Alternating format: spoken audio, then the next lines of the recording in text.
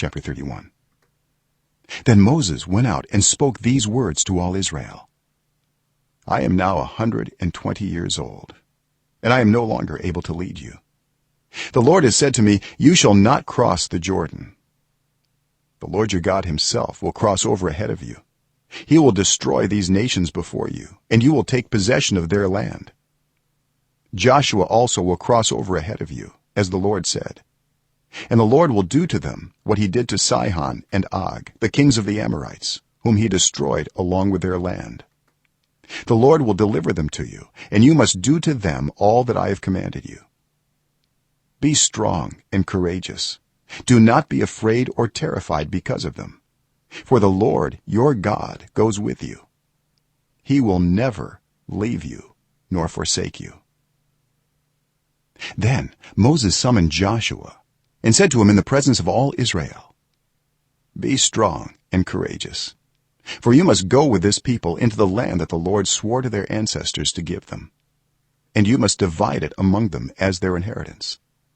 The Lord himself goes before you and will be with you. He will never leave you nor forsake you. Do not be afraid. Do not be discouraged. So Moses wrote down this law and gave it to the Levitical priests, who carried the ark of the covenant of the Lord, and to all the elders of Israel.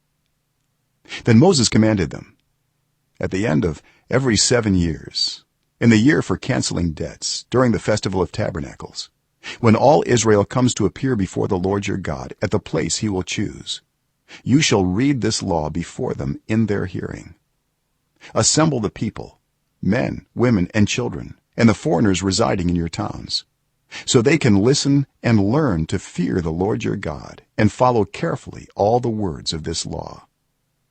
Their children who do not know this law must hear it and learn to fear the Lord your God as long as you live in the land you are crossing the Jordan to possess. The Lord said to Moses, Now the day of your death is near. Call Joshua and present yourselves at the tent of meeting, where I will commission him. So Moses and Joshua came and presented themselves at the tent of meeting. Then the Lord appeared at the tent in a pillar of cloud, and the cloud stood over the entrance to the tent. And the Lord said to Moses, You are going to rest with your ancestors, and these people will soon prostitute themselves to the foreign gods of the land they are entering.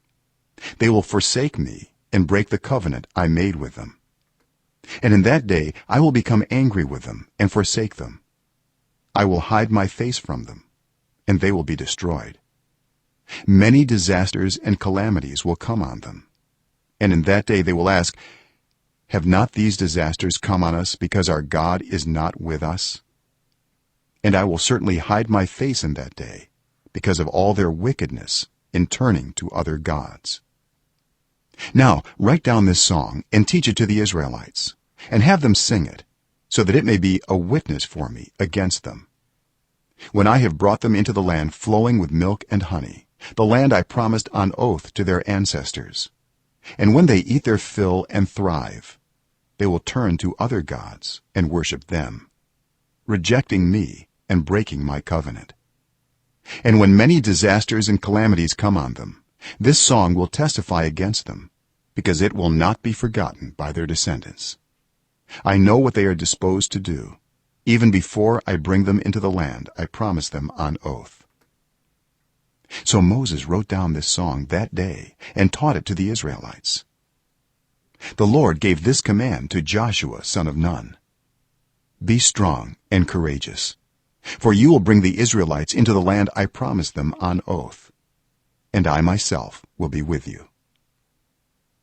After Moses finished writing in a book the words of this law from beginning to end, he gave this command to the Levites who carried the ark of the covenant of the Lord: Take this book of the law and place it beside the ark of the covenant of the Lord your God.